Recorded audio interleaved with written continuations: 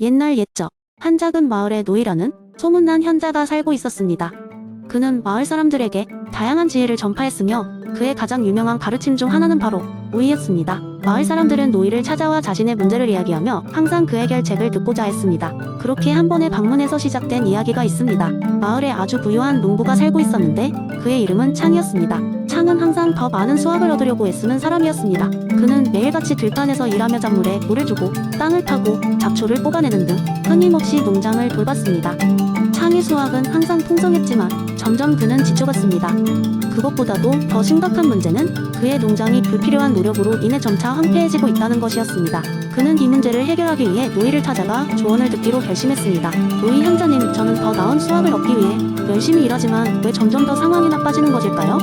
창이 물었습니다. 노이는 잠시 창의 이야기를 듣고는 미소 지으며 말했다. 너는 자연의 흐름을 거스르고 있기 때문이란다. 창, 우이의 원리를 적용해보면 어떨까? 창은 혼란스러웠지만 노이는 창에게 그의 농장을 자연의 흐름에 맡겨보라고 권했습니다. 창은 처음에는 걱정이 많았지만 노이의 지혜를 믿기로 결정했습니다. 그는 평소처럼 매일같이 땅을 갈고 물을 주는 일을 멈추고 대신 자연이 하는 대로 놔두었습니다. 몇 주가 지나자 놀라운 일이 벌어졌습니다. 창은 그의 작물이 스스로 제 모습을 찾아가는 것을 보게 되었습니다. 잡초라 생각했던 식물들이 사실은 농작물들에게 큰 도움이 되는 천적을 불러오는 중요한 존재였고 물을 강제로 주지 않아도 알맞은 시기에 비가 내려왔습니다. 창은 자연의 섭리의 놀라움을 금치 못했습니다. 시간이 흐를수록 창의 농장은 더욱 건강하게 자라났고 그와 동시에 창도 이전보다 훨씬 더 편안하고 행복한 삶을 살게 되었습니다. 그는 이제야 노이의 진정한 뜻을 이해하게 되었습니다. 무언가를 억지로 바꾸려 애쓰기보다는 자연의 질서 속에서 자신을 발견하는 것이야말로 진정한 조화였던 것입니다. 창은 이 깨달음을 마을 사람들에게도 전파했습니다. 사람들은 이제 노이의 철학을 거의 모든 일상에 적용하게 되었고 덕분에 그들은 더욱 풍요롭고 평화로운 삶을 살 수 있었습니다. 마을은 자연과 조화를 이루며 성장하는 예가 되었고 그 장소는 먼 곳까지 알려지게 되었습니다. 그리고 노이는 항상 그 자리에서 미소 지으며 사람들이 스스로 배우고 경험을 통해 성장하는 모습을 지켜봤습니다. 그는 그것이야말로 그가 말하는 참된 무의의 상태라고 믿었습니다. 두 번째 이야기, 옛 조선시대의 깊은 산속에 있는 작은 마을에 흥미로운 이야기가 전해 내려옵니다. 이 마을에는 도덕과 철학을 사랑하는 할아버지 한 분이 살고 있었는데 바로 이기호발설을 통해 마을 사람들에게 매일같이 삶의 지혜를 전파하곤 했습니다.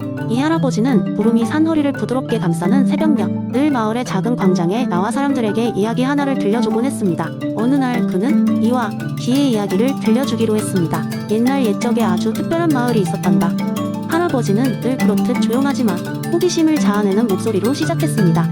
그 마을의 중심에는 두 형제가 있었는데 형의 이름은 이었고 동생의 이름은 기였지. 이 형제는 온 마을의 모든 일을 다스렸지만 그들의 방식은 무척 달랐단다. 형이니 늘 머릿속에서 이상적인 계획을 세웠습니다.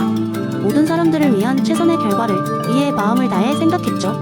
마을의 법칙, 사람들 간의 관계, 심지어 씨앗 하나를 심는 방식까지도 완벽하게 하려고 했습니다.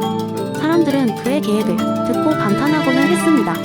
동생이 기는 그렇게 생각하는 형을 옆에서 지켜보며 움직였습니다. 기는 실제로 사람들과 일했습니다. 마을 사람들과 함께 밭을 밟고 숲속에서 나무를 캐고 필요한 것들을 직접 만들었습니다.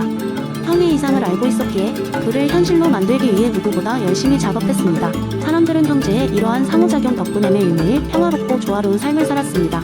그러나 가끔씩 기는 너무 일이 많아 형의 계획을 모두 따르기 힘들었고 이는 현실이 항상 이상에 맞춰지지 않음을 안타깝게 느끼곤 했습니다. 그러던 어느 날 형제에게 중요한 선택의 순간이 왔단다. 할아버지는 무게 있는 목소리로 계속했습니다. 마을에 커다란 홍수가 닥칠 것이라는 소식이 전해졌어. 사람들은 당황했지만 그때 이는 침착하게 대책을 세웠단다. 모두가 안전하게 대피할 수 있는 절묘한 계획이었지. 그러나 현실은 달랐습니다. 기는 홍수가 빨리 다가오고 있어 가 준비한 모든 것들을 실행할 시간이 부족하다는 것을 깨달았죠.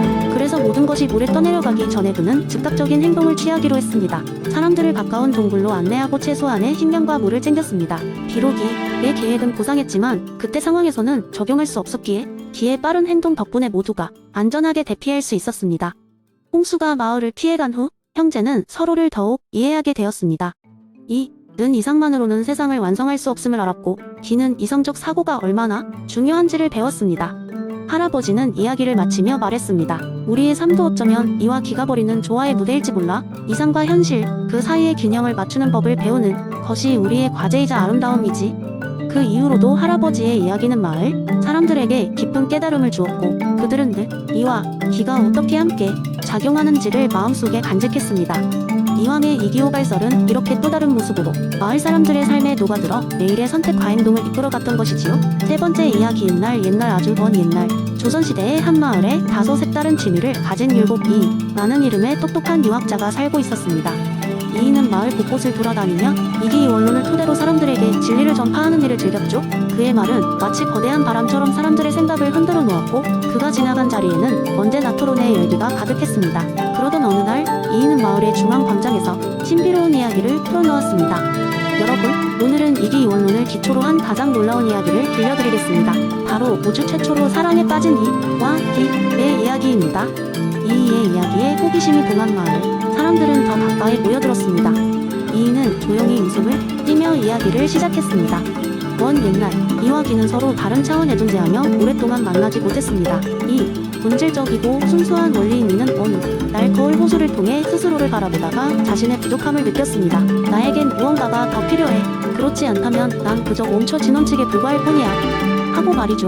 반면 기는 끊임없이 움직이고 변화하며 그 속에서 에너지를 만들어내고 있었습니다. 기는 바람을 일으키고 파도를 만들며 또 다른 세계를 꿈꾸었지만 그 안에 채워지지 않는 어떤 우아함을 느꼈습니다. 나의 힘은 끝이 없고 세상은 내 영향 아래 있지만 나 스스로는 아무런 방향도 없구나 하고 한숨을 쉬었습니다. 그러던 어느 날 이와 기는 우연히 우주의 중심에서 만나게 되었습니다. 처음엔 서로의 존재를 낯설어했지만 점차 그들은 대화를 나누기 시작했습니다. 그리고 서로에게 필요한 것들을 깨닫게 되었죠. 나는 너 없이는 아무런 형태도 갖추지 못해. 이는 기에게 속삭였고 나는 너 없이는 아무런 목표도 없네. 기는 이에 공감했습니다. 그리하여 이와 기는 한데 모여 조화를 이루게 되었습니다. 이는 기에게 방향과 목적을 주었고 기는 이를 통해 움직이며 세상 속에 변화를 일으켰습니다. 두 존재는 마침내 일체가 되어 함께 새로운 존재를 만들어냈고 그 결과로 무한한 세계가 태어날 수 있었죠. 이렇게 서로에게 필요한 존재임을 깨달은 이와 기는 어느 순간부터 한 자리에 머물지 않고 늘 서로 추구하면서도 함께하는 상태를 유지했습니다. 이는 마치 우리 안에 우주가 어떤 법칙과 에너지를 가진 것처럼 모든 것이 머물지 않고 변하는 이치를 충실히 따릅니다. 이의 이야기가 끝나자 마을 사람들은 활짝 웃으며 깊은 감명을 받았음을 표했습니다. 그들은 이 이야기를 통해 서로 다른 것들이 하나로 어우러져 진정한 조화를 이룬다는 사실을 깨달았습니다. 이인은 사람들에게 메시지를 전한 후 자신의 여정을 계속하며 사람들에게 다양한 이론을 더 재미있고 쉽게 전하길 꿈꿨습니다.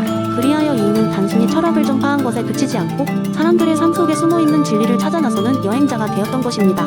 그리고 이기 막힌 설은 마치 바람처럼 마을을 넘어서 사람들의 마음 속에 오래오래 남게 되었죠.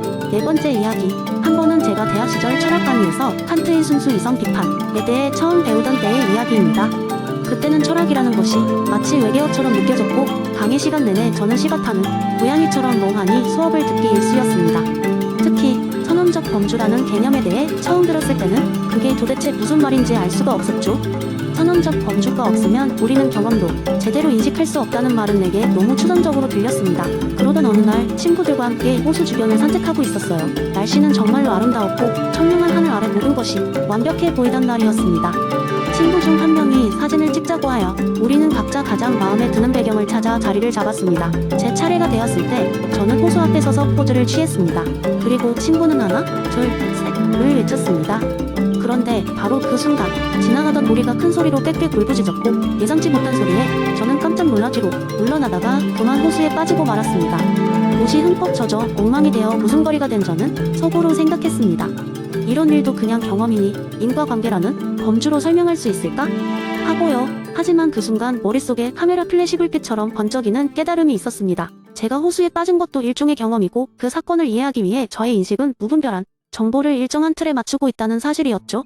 오리의 울음소리라는 자극, 물러섬과 떨어짐이라는 움직임, 그리고 옷이 젖는 결과가 서로 어떻게 연결되는지 이해하기 위해 우리의 두뇌는 자동적으로 이를 시공간의 맥락 안에 배치하며 인과관계를 찾고 있었습니다.